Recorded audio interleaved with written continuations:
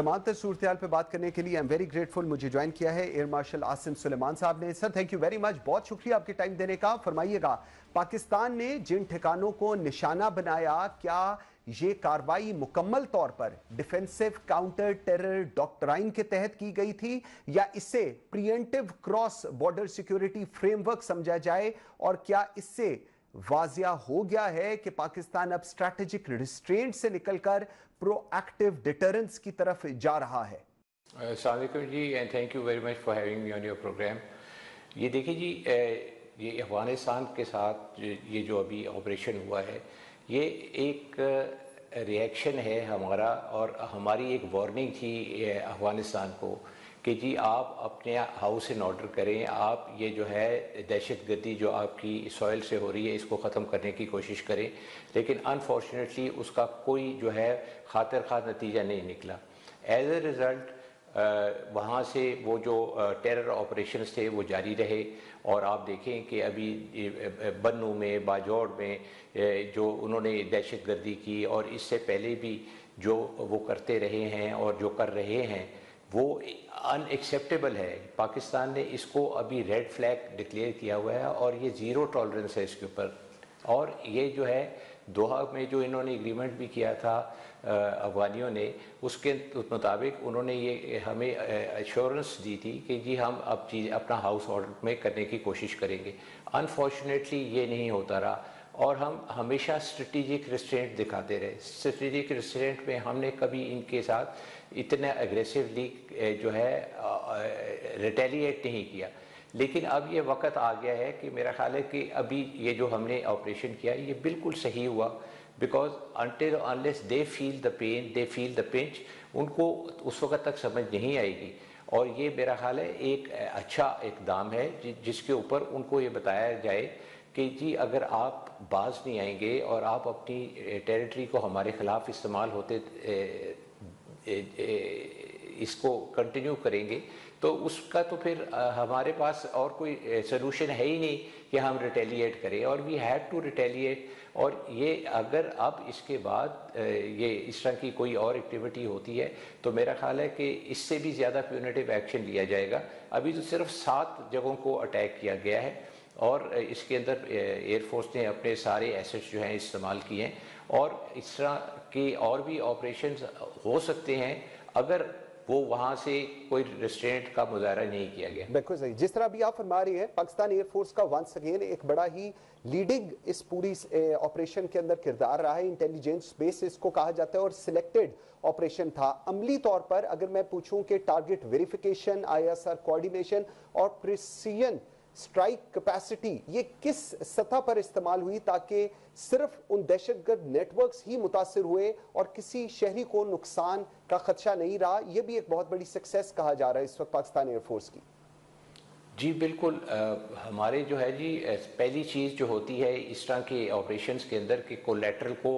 बचाया जाए और कोलैटरल डैमेज नहीं होना चाहिए। और उसका सबसे बड़ी इम्पॉर्टेंट चीज़ ये होती है कि आपके पास एक अच्छी ISR की पिक्चर होती है, आप उसकी पूरी सर्वेलेंस करते हैं, आपके पास सारी इंफॉर्मेशन अवेलेबल होती है, ग्राउंड बेस्ड भी होती है, सैटेलाइट बेस्ड भी होती है, और वो आपके जो UAVs हैं उनके थ्रू होती है, आपके जहाज़ों के थ्रू होती है, और ये प्रॉपर रिकॉनेसेंस पिक्चर होती है, और उसकी एक आपके पास प्रॉपर अपडेट होती है, और उसके ऊपर बेस करके आप अपना ऑपरेशन करते हैं। और नॉट ओनली दैट कि आप ऑपरेशन करते हैं, आप वो उस एरिया को टोटली अंडर सर्वेलेंस रखते हैं, और उसके हिसाब से फिर जब आप देखते हैं कि जी अभी ये जो मिसक्रिएंट्स हैं या जो इनकी लीडरशिप है, जब वो वहाँ पे अवेलेबल होती है तो उसके ऊपर फिर वो उनके ऊपर जो है अटैक किया जाता है। तो ये तो एक कोलैटरल को बचाने के लिए हमेशा से पाकिस्तान एयरफोर्स की स्ट्रैटेजी रही है, और उसके लिए हमारे पास एसेट्स भी हैं, और वो एसेट्स इस्तेमाल होते हैं ताकि ये है कि लोगों का जानी नुकसान ना हो, सिर्फ वो जो मिसक्रिएंट्स हैं जो इसके अंदर इन्वॉल्व हैं वही मारे जाएं। बिल्कुल सही है। अगर मैं कुछ एरियाज की बात करूं, जिस तरह मैंने इंट्रो में भी बताया था, पक्तिका की बात हो जाए, पक्तिया हो जाए, नंगहार हो जाए, खोस्त जैसे जो पहाड़ी और पेचीदा जोग्राफियाई علاقے ہیں ان میں کاروائی کرنا تکنیکی طور پر کتنا مشکل ہوتا ہے؟ کیا موجودہ جو فضائی پلیٹ فارمز ہیں اس میں لمیٹڈ پریسیجن سٹرائکس کے ساتھ ساتھ اگر میں کہوں کہ سسٹینڈ آپریشنل پریشر برقرار رکھنے کی صلاحیت بھی پاکستان ایئر فورس کے پاس ہے؟ تو غلط تو نہیں ہوگا؟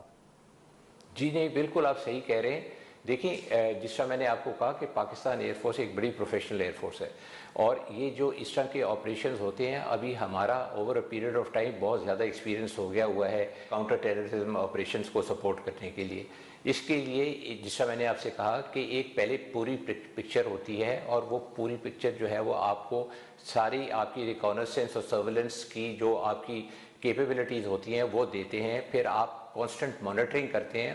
اور پھر اس کے اندر ایک ایڈڈ ایڈوانٹیج ہو جاتا ہے اگر آپ کی کوئی گراؤنڈ بیسڈ آپ کی انفارمیشن ہے تو وہ بھی آپ کو جو ہے وہ فردر جو ہے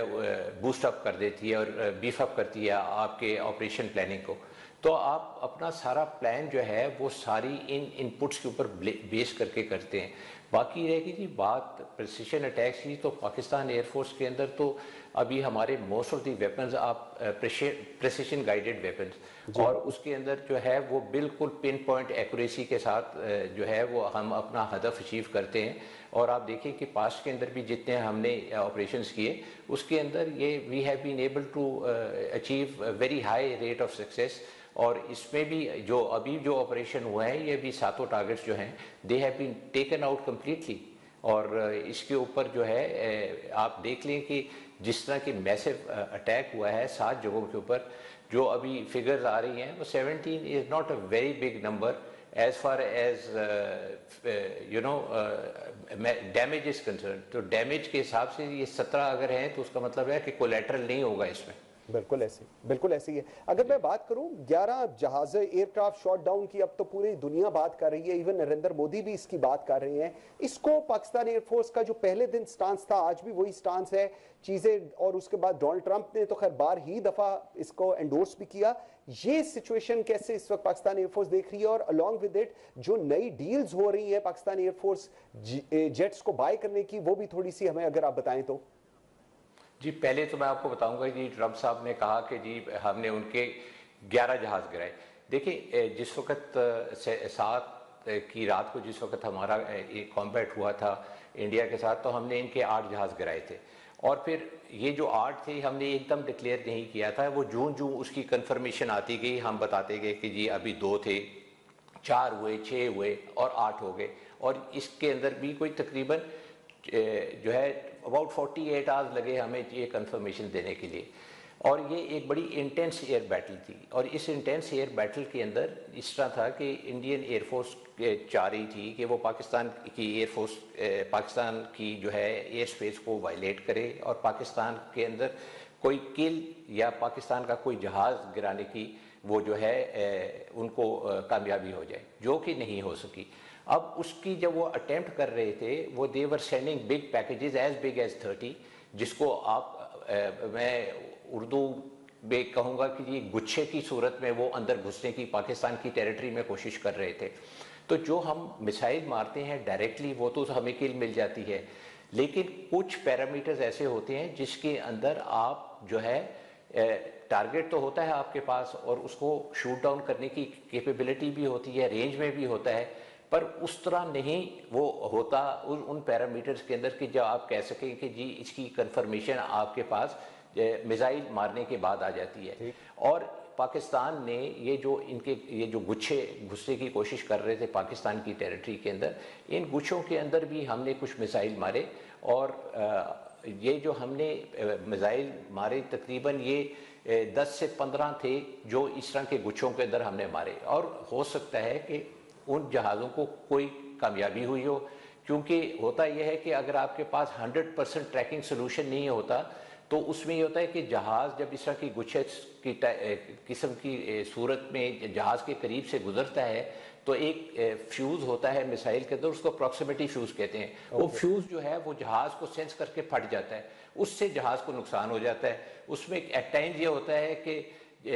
جہاز گر بھی سکتا ہے اور جہاز جو ہے وہ ڈیمیج بھی ہو جاتا ہے. تو as the passage of time has taken place تو آپ دیکھیں کہ ان کے جو ایئر چیف تھے جن کو چاہیے تھا کہ بتاتے کہ ان کے کتنے جہاز یا کتنے ان کے ڈیمیجز ہوئے ہیں، گرے ہیں اور ڈیمیج ہوئے ہیں، وہ انہوں نے he left it in a very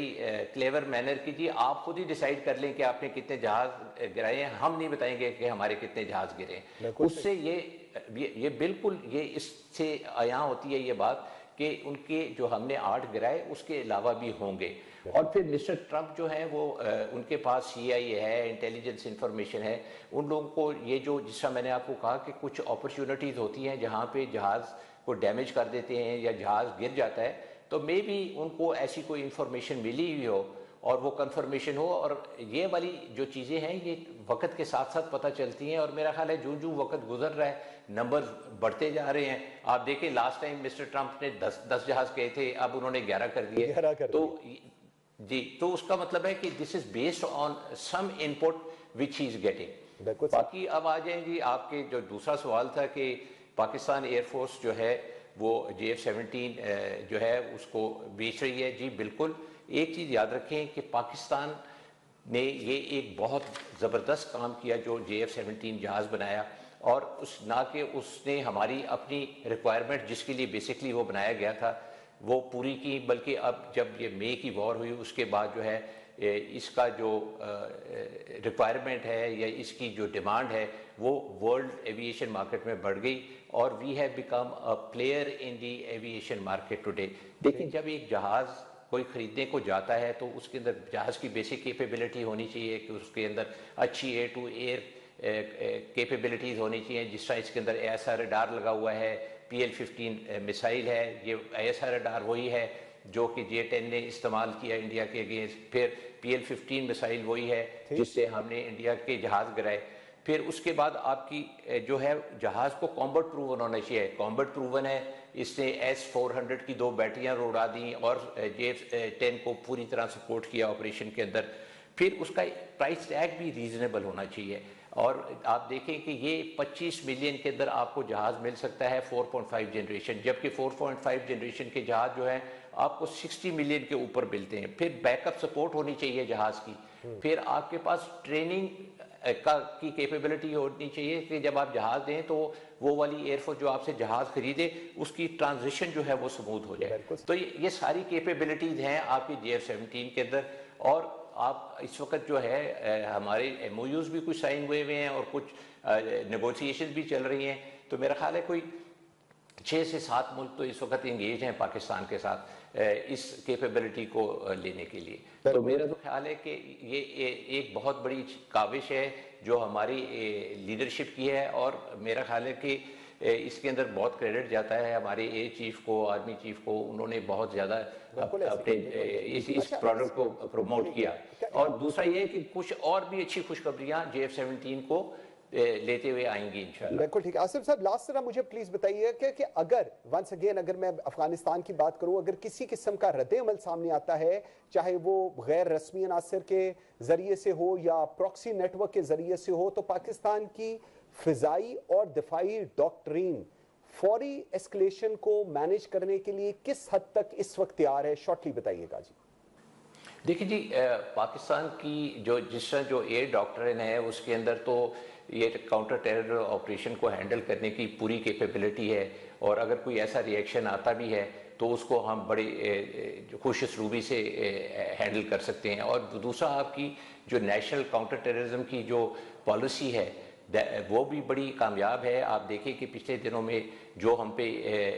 جو 10-12 جگہ کے اوپر اٹیک کیا گیا اس کو ریپلس کیا گیا، اور یہ والے بھی جو اٹیکس ہونے کی جو کرنے کی کوشش کر رہے ہیں، اس کو جتنی بھی اچھی صلاحیت سے ہم